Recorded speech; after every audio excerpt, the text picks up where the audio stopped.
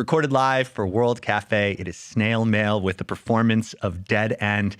It is from the new album, which is available now. It is called Ricochet.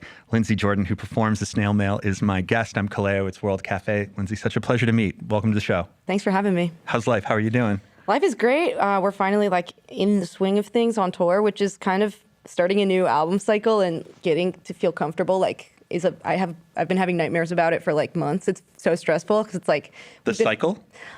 The cycle is stressful, but what's most stressful to me is making the live performance become solid. So we've been arranging as a band we practiced probably more than we ever have, and now we can practice at venues, or we did, or we have the resources to, I guess. And so we practiced at the venue that we started the tour on twice, full in-ear situation. And first show was great. That's the only time that's ever happened to us. So everybody's in really high spirits, and all the shows have been amazing. Yeah, you're about a week into it so far. Yeah. That's really, really awesome. What is your favorite part about playing these? Are you at the point where you're almost, I don't want to say tired of these songs, but they're so familiar, but so it is still a thrill? Because I know some people are it's kind of tough to get out there and play because you're so familiar with it. It's really nice to play new Snail Mail songs. We tour so much, and the amount of times that we've played, the amount of times we've played our set list that we had for Valentine that we ever so slightly shifted around, it becomes, it's just that is something where I have to after a year, I have to be stay present, don't get distracted in my head while we're playing. But playing new ones is it's so much fun. Everybody's so happy to be it's easier to stay present. I think if I'm I still have nerves and adrenaline about it. And we're just cracking open even what they sound like live to ourselves. So it's it's still exciting, and I'm still listening for things we can improve on and change and stuff. And I love it. I love playing new songs. It's awesome. Yeah, it sounds like the perfect time to be into it. To talk about this record, I kind of want to talk a little bit of the background surrounding it. A few years ago, while you were touring Valentine, you made a stop in Winston-Salem, North Carolina. What did you see there or feel there that said, you know what, New York, that's cool, I'm moving here? Maybe it wasn't that immediate. No, I mean, so we made Valentine in Durham, and I'd been to Wrightsville Beach a couple times as a kid, the beach, and whatever. And I've always admired North Carolina as a state. It's just beautiful, and it's just close enough to Maryland that I can go try to make a life somewhere else, but then go back home. And New York, I had just known for a while that it wasn't where I wanted to be, but it took me kind of a long time to figure out where I was going to land. So by the time that we got to that Winston-Salem show, I already wanted to move somewhere in North Carolina, but wow. I was kind of it could be anywhere. I ended up just wanting to find the cheapest land I could with I ended up finding this finding this interesting house for a really, really good price. And I was just I'm going to just move somewhere where I don't know anybody and just, I don't know. Yeah, I was aiming to find a permanent writing retreat home for myself, and somewhere where I could get home on tour and be completely relaxed. And New York is not, it could not be that for me, unfortunately. Sure. But I make it back here all the time. Yeah. Well, we're not in New York. But you mean the Northeast? No, it's okay. Wow. Philly, it's all right. Just now I was we're in New York. I have no expectation that anyone a week into tour should know exactly where they are. Totally. I think that kind of comes with the territory. But I do think what I am curious about is, New York, you have all these opportunities to make friends, be social, go out and do things. It might be a little bit quieter, a little bit sleepier in North Carolina, but maybe those bonds that you make feel more authentic. Was it easy to sort of find your footing in North Carolina? I don't really feel I'm about 2 years into living there, and I have a good group of my neighbors are all really kind to me, and I have a great relationship with a bunch of them, but those are kind of some of the only people that I see. And it works for me, and I haven't felt lonely enough to go looking yet for a friend. I kind of knew that was going to happen. I think it's the brain fry that you get from touring for so long, where it's all I want is to be completely alone sometimes, where I'm you really can't ever do that on tour unless you're just in a hotel room. But I think I just got really fried off of human interaction. I'm I get it when I'm on tour, and it's awesome, and I see my friends, and my girlfriend lives in New York, so I make it back there, but I can spend so much time alone. I can I have so many new little hobbies and stuff, and I'm I have so much space to explore myself. You know, it's awesome. Sounds like you could lean into being a homebody. I'm such a homebody. It's crazy. Wait, I don't normally like to pry, but like, Yeah, it's okay. what's one of the new things that you've picked up or learned that you're like, I'm really into this? Yeah, well, okay, so just like making stuff out of air dry clay. So it started with like, I found this like beautiful candelabra online that I was like, it wasn't for sale. It was like somebody's art. And I was just like, that, I'd never like really messed with clay, but I was like, that is beautiful. I kind of think I could make it though. And I was just like, I did, and it's awesome. And it was like, so I'm copying this piece just like because I wanted one. Like I wouldn't like sell it and say it was my art, but I was like, that looks sculptable. And it ended up being like basically it's like a sculpture. It's insane. And then I realized like I really liked working with clay, so I've made a bunch of different kinds of things. I've like I made like a box the other day where it's like the two pieces fit together awesome. And like I just sold a bunch of like when we played New York, I spent the week before we went on tour like making these like Ricochet ashtrays. And then we sold them all last night, and like it's just like during almost all of the press I did for this record, I was like doing it under the table, just like making stuff with clay. But next time we'll bring some clay for you to like. Oh, it's okay. I don't have like a lot of hobbies where I can like apply my hands, so it's awesome. I like to multitask, and it's nice to have something where I can just like. Do you ever find like you would do that while you were songwriting? Does that inform anything else, or do you feel like those are separate interests? I hadn't gotten into the clay yet while I was still writing the record, but I will say like one thing that I applied that I had heard from somebody else to try to like get out of like writer's block mode was sitting down on the couch with a guitar, watching a movie, and then trying to like play the song that I'm working on and like let my subconscious brain fill in the gaps. So like watching a movie and then be like, you know, if it's inspiring looking and you don't really need to listen closely to it, you know, and if you can truly divide your attention, it's like a state of being that you can get. And then like, yeah, and then it made it like, it was like, oh yeah, of course, a D chord. You know what I mean? It takes a special sort of brain to be able to process that. So I'm very, I'm impressed. That's for sure. It's not perfect yet, but that did help me. Like, wow. This is World Cafe. We are here with Lindsey Jordan of Snail Mail. The new album is called Ricochet. You tackled this album differently compared to Valentine or Lush. Can you walk us through the first part of the process of Ricochet, you know, which sort of flipped the script for you? Yeah. So I, like, pretty much right after finishing Valentine, I was like, I have to figure out a way to optimize this process. And it didn't work with speed, but I do think it worked with quality. But I was just like, I was like aiming to try to be quicker this time. And so I was trying all kinds of new things. I was really trying to write every single day on the Valentine tour. That's like maybe not even for me. I just wanted to try.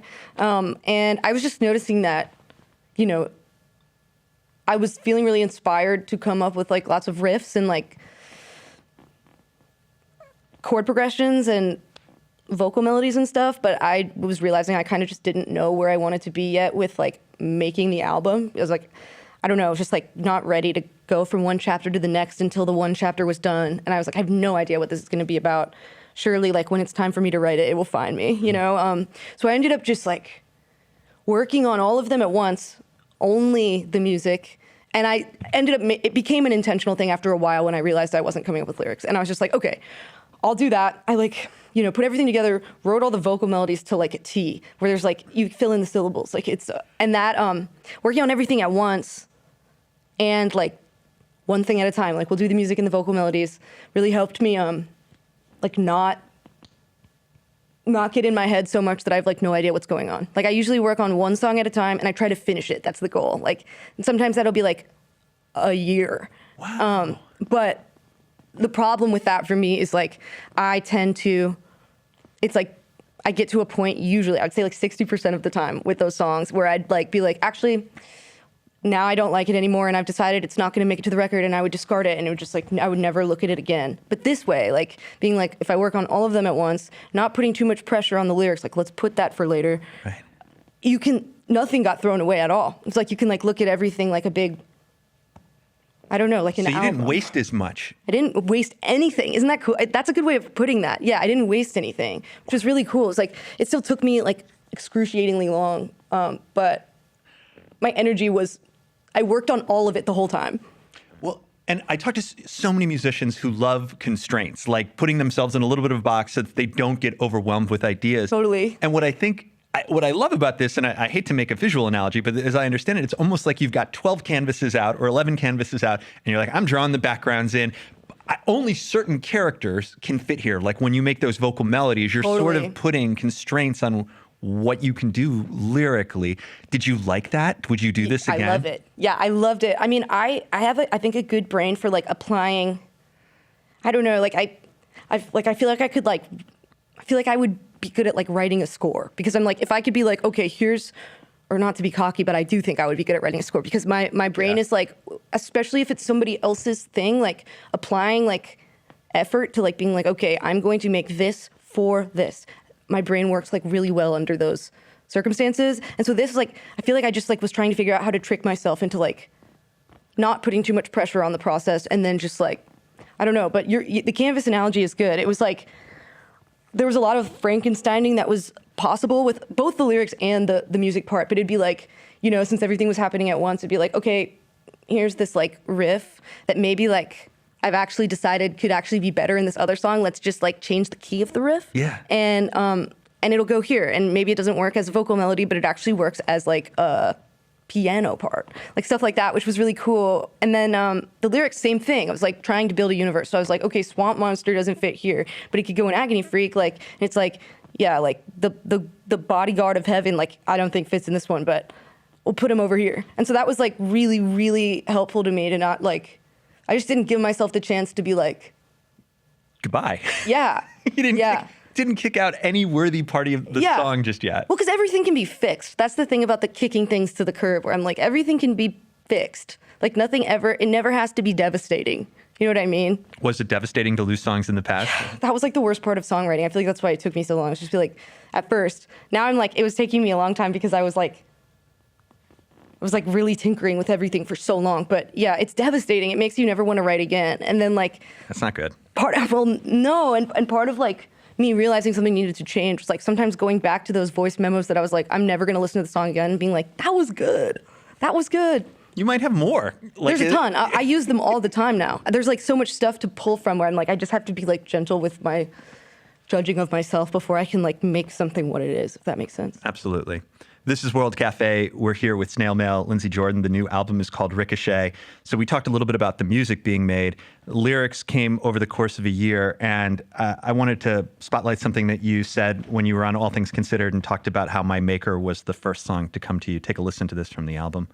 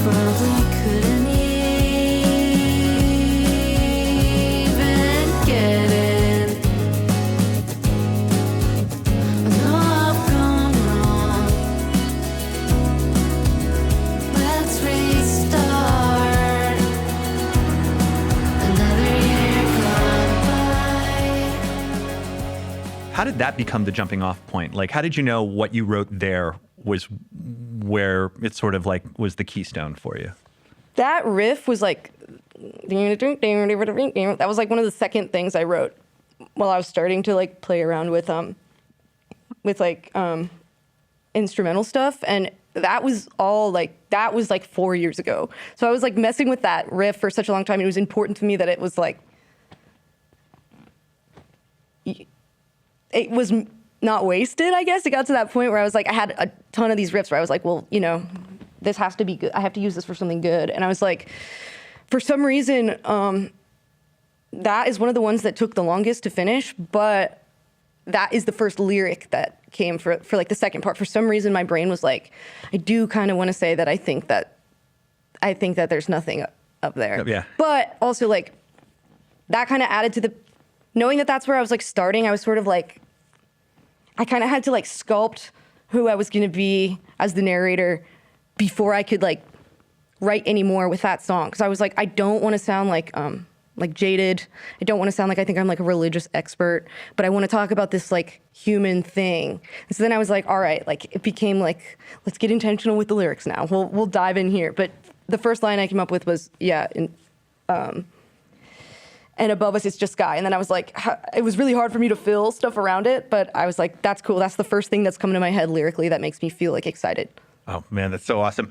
Are you cool to talk more about lyrics and some of the bigger picture ideas? Totally. Cool. We want to get to a live performance right now with Snail Mail from the album Ricochet. Here's Agony Freak on World Cafe.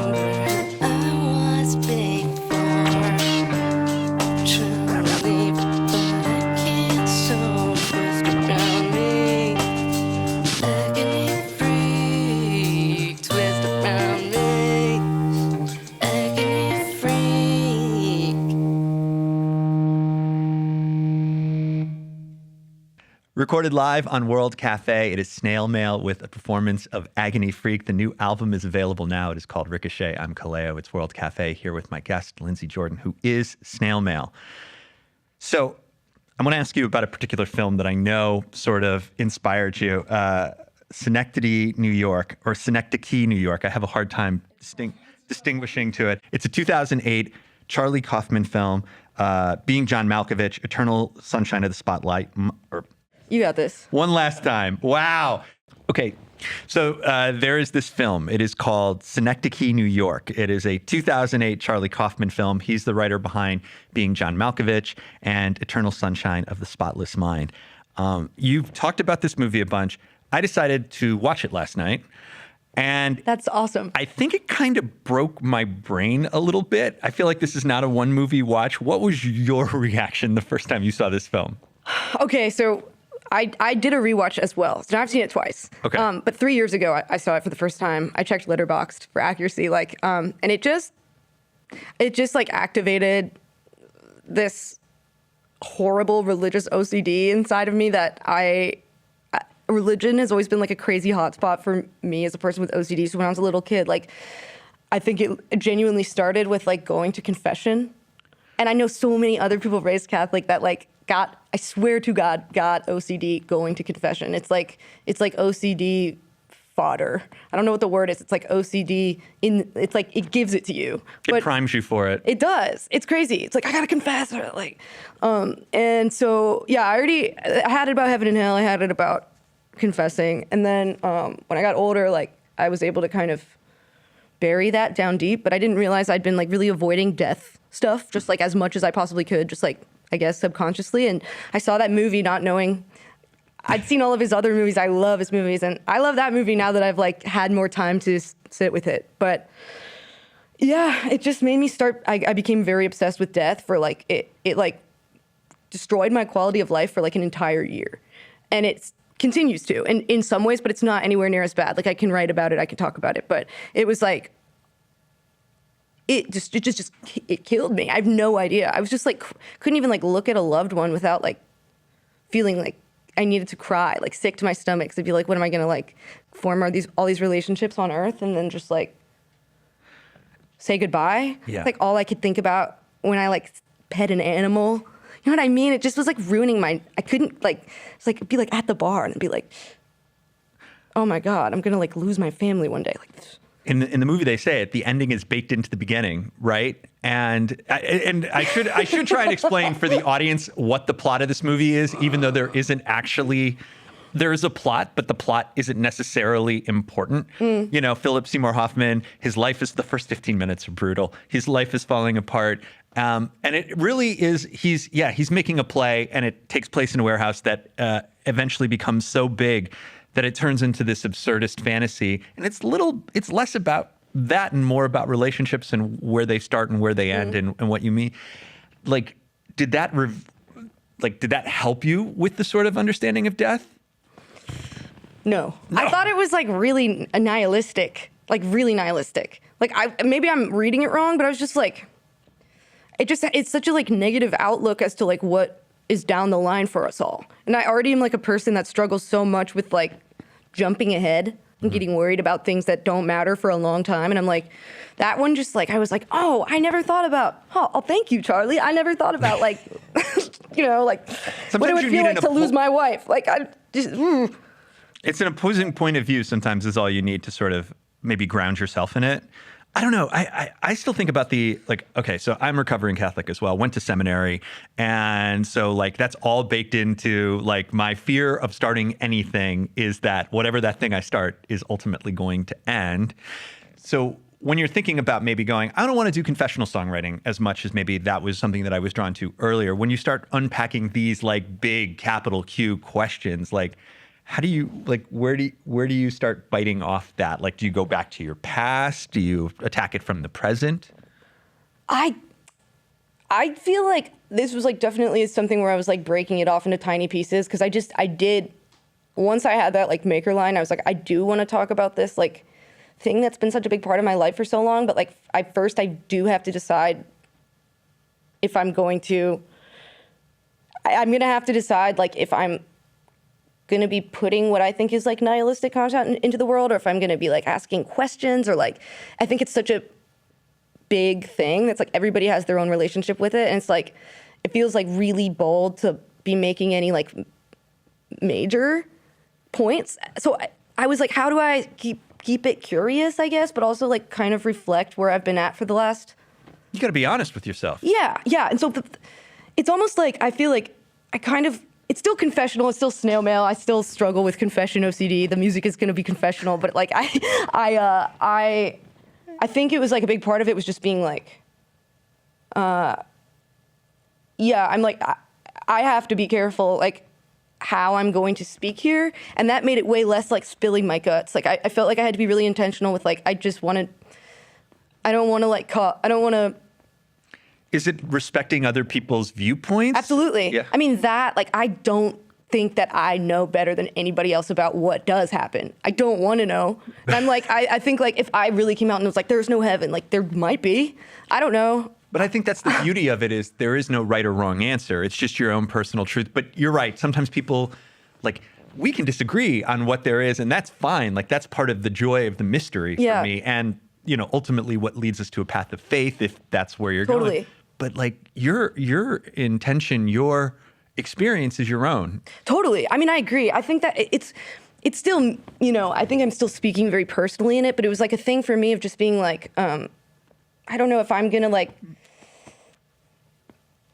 it is about like being respectful to others, but it is also like, how can Snail Mail's been so like, here's this chunk, this is me, this is who I am when I'm 16. Here's this thing where it's like, this is me when I'm 20. And it's all been like really, really strongly like, this is how I feel, this is who I am. And I just was not, I didn't know if I could like tour a record about how I think that there's nothing for like, and be like, this is me right now. Cause I didn't even know if that was me right now. I was just like, I just know it like it ails me. And I want to, but I think staying curious is like also like an undertone thing on the record, or like another theme where I'm like, I also struggle so much with jadedness, and like so much of what I was doing on this record was just trying to like make it fresh and on my own terms, and like keep myself present and like keep myself loving music and just like doing it in a genuine way, not in a way where I like already had every music industry experience. You know what I mean? Like, I don't want to like, it gets hard to not become jaded being around like the entertainment industry all the time. Yeah, totally. It's jading.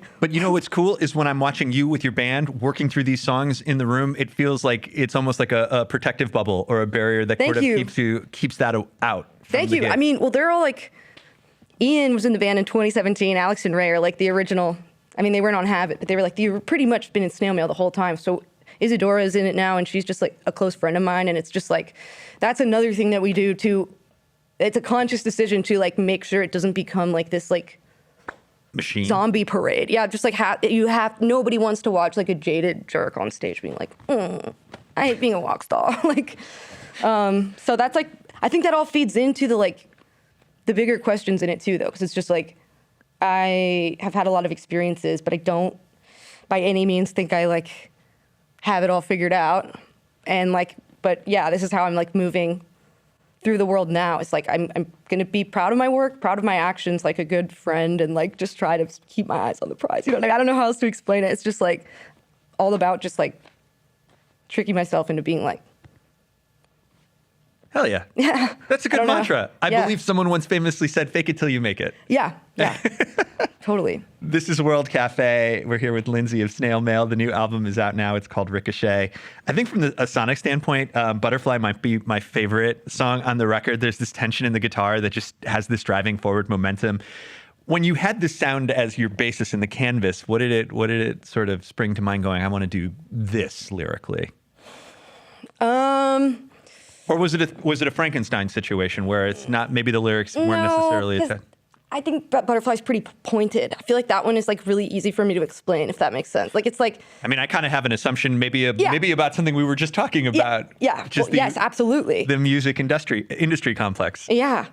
It's the worst. I think like just like there was a little bit of that in Valentine too. Like Glory is like anti-celebrity song. Like, you know, this is like, I feel like I've like settled into a lot of my beliefs about like being a human being, and what I cannot do and stay sane is like sit around like being a judgmental curmudgeon. But what I can do is like find things that in my life that make me feel like I don't like feel like I don't know, feel like genuine and real. And it is so beautiful to find like connection amidst like a poop storm. I didn't want to curse. You could say it. Shit storm. You know what I mean? Like, that's got some weight to it. Right? Maybe if I'm going to curse, it's going to have some weight. Yeah, that's right. But yeah, so it's just like, I do think that's a thing too. It's just like finding the good, and the good is so much better when a lot of it is bad. Yeah. Let's listen to Butterfly. It's Snail Mail here on World Cafe.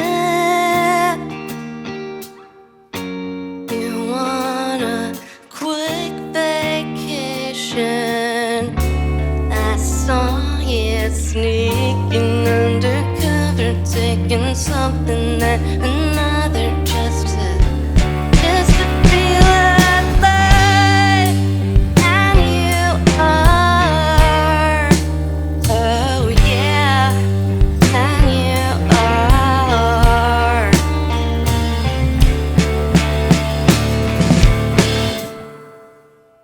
Recorded live on World Cafe, it is Snail Mail, a performance of Butterfly. The new album is Ricochet. It is available now. Your voice sounds great on this record. You had to make some changes because you had surgery, you had polyps in your vocal cords. That sounds like a lot. Was it an opportunity to like take better care of your voice? Was it a wake-up call? Yeah. What did you see it as? I guess just like a nice new beginning. I mean, I found out after I got that surgery that I'd had polyps since like before I was a singer, or like you can hear them on habit. So I was never a singer that didn't have polyps. And I think it has, it has just as much to do with like how you speak and like how careful you are, like in a restaurant or something. And like one of the worst things you could do for your voice, for example, is ever try to like match the volume of like a bar to like get your friend to hear what you want. That is like really bad for your vocal cords, like stuff like that. And so I learned a lot about protecting my voice, and I gained an entire upper register that I'd never had before, which was cool because it just like came out of nowhere, and I was like, yeah. That is so dope. How did you get a vocal coach? Like, Yeah. how did you help? What Yeah. sort of revealed that to you? Yeah, so I had like an awesome vocal coach that I met through Mount Sinai, and she was amazing. And she was an opera singer. And she just like helped me get my speaking voice back. I couldn't speak for an entire month. It was really scary. Like physically couldn't. It's really freaky. Yeah. And we had to push all the tours. It was really scary. I was like, well, this is it.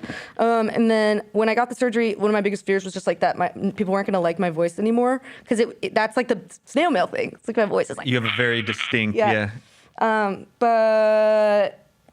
And it was gnarly in the first few shows, like being like, oh, wow. Like it feels like a whole new instrument that I have to use completely differently. Got to be really careful. But I'm so happy that it happened because like I had a really hard time like breaking through anxiety to enjoy anything because I had such bad stage fright about my voice because I was always like, it got worse as I got older where I was like, wouldn't exactly know what was going to come out when I would like push. And that's essentially like what that injury is. It's like so it's like it became really unpredictable and it'd be like based on the smallest things where it's like maybe I got bad sleep last night and maybe this is the biggest like show of the tour today.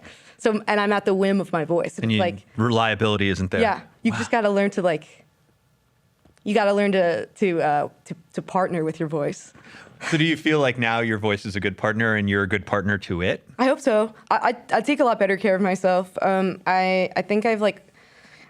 I think I've like learned how to sing in a way that's healthy. I double check on. I have to, there's a lot of stuff that gives me anxiety about it, and I've heard that from other people that have gotten that surgery, where they're like, it's always every day. Are you wondering? And I'm like, yeah, but like this is gonna sound stupid, but there's nothing worse to me than having to go in and have the camera be put down your nose and down your throat. So I haven't gotten an X-ray in a long time, but my voice sounds great. It feels great. But we have medical personnel standing by if that's something they really? Yeah, we put it right next to the defibrillator. No, I'm just all right, dude, I'm way too gullible for this. It's World Cafe. Yeah. We talk about music and we save people's lives. No, it's just, you're great. I'm so stoked though that it sounds like you have this joy and this confidence that comes from the experience. Absolutely. So right on. Thank you. And speaking of confidence, what I love the most about this record is the album's closer, Reverie. Like I don't want to call it a victory lap, but it feels like planting your flag in the ground, kind of like Totally. a declaration. Tell me a little bit about it. Like, did you know this was going to be the album closer? No, but I will say, like, writing the melodies, like it kind of, like, I didn't automatically know it was going to be the closer. It feels like a closer, though. Yeah, it's like it sure Usher does. People Out of the Bar song in, like, a beautiful way, I think. But that's my favorite on the record, too. And I think, like, it feels like a victory lap to me. That's a good description. It also just feels like, I feel so in touch with it. Like, it feels like so me. And I've also never really, like, tried to be, like, funny in a song, really, and it's got a little bit of that, which that's another reason why I'm like, that's me. It really feels like sincere to where I'm at, and also I just am really, I don't know, I'm just like, I love the way that the chorus came together, and like I just love the message. I think it's so crazy to say F your heroes, or like it's bold in a way that I think is really cool. Well, let's unpack that one aspect of it, because it is sort of recognizing at a certain point as you come into your own, you kind of have to like let your heroes go a little bit so you can create your own path. Where did that idea come to say it there, to say it now? I just hate celebs. I hate celebs. I hate them. I hate the way that they behave. It's crazy. But it's like also like, yeah, I mean, it's like a point or two past don't meet your heroes at this point where I'm just like, it's not even about, I'm not talking about anyone specifically. I'm really just like, so much of the journey of being a musician for me is like, and this record and everything is really just being like, what do I stand for? What do I care about? And I feel like idol worship sometimes like clashes badly and collides, because then you like realize that like they make great art, but they're obviously a bad person. Yeah. And there's so much of that I feel like it's not even worth like going around being like, I hope that person's cool. Like it's just you gotta take care of yourself. In some you know way, what I mean? Yeah. In some way, is that message to you as well in the song, saying don't become that hero? Yeah, 100%. Cool. Let's take a listen to it. It's Snail Mail with Reverie here on World Cafe. VIP coming through. Look alive, I think we're supposed to move. Let's clear a path.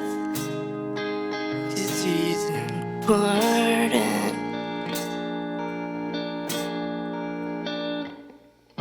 It's clear tonight that the cash got this on us. Gotta laugh to keep from crying. I could do it all the time with you.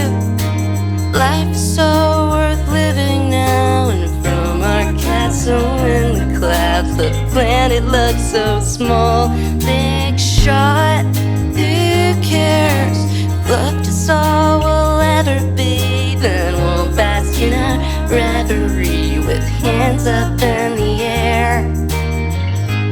If days he's gonna crash, playing rockstar with his daddy's cash. I know I'm prone to wishing that I could do it all the time with you.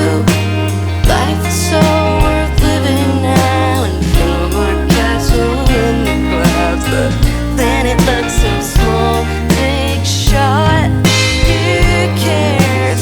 Love is all we'll ever be. Then we'll bask in our reverie with hands up in the air. Then we'll bask in our reverie, hands up in the air.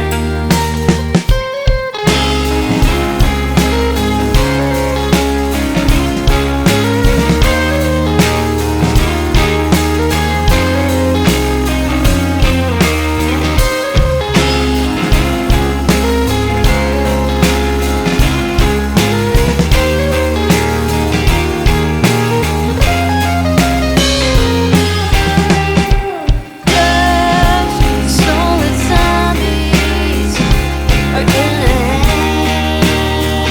hang out to dry. I already know they ain't got nothing on me, nothing over you and I don't realize all my heroes are nothing more than socialites. Screw them too. We're shooting lighthouse in my cool, charming life, and I could do it all the time. Recorded live on World Cafe, it is Snail Mail with Reverie. It is from the new album Ricochet, which is available now. Lindsay Jordan of Snail Mail has been my guest. Before we go, the band sounds fantastic. Would you care to give them a little love, introduce them for us? Yeah. Okay. So we got Alex Bass on the bass, as always. Real last name. Ray Brown on the drums, as always. Then we got Ian Island-Beckhoff on the guitar and on the backing vocals. And he's like an original, or he was in Snail Mail in 2017 and went to college. And we had him back like when we opened for Dino Jr. on our last tour. And we were like, hold on, man, you have to be in the band now. So we're like old friends. And then we got Isadora Knudsen, who's like our new, she's doing cello, she's doing keys, she's singing, she's playing guitar. I guess I'd call her our Switch Army knife. Love it. Yeah, but I knew her before as like just like a friend of mine. And I was like, wait, I was kind of like trying to figure out who was going to play in the band on this tour. And she helped make the Dead End video. And I was like, wait, you play all those instruments. Like, You're in the band. yeah, you're in the band, dude. Beautiful. Lindsay, this was an absolute blast. Congratulations on the album. Have Thank a you. wonderful rest of the tour and come back and see us whenever you want. Yeah, that was awesome. Thank you. I would love to. You got it. That's Snail Mail. I'm Kalea. We're back in a minute with more World Cafe.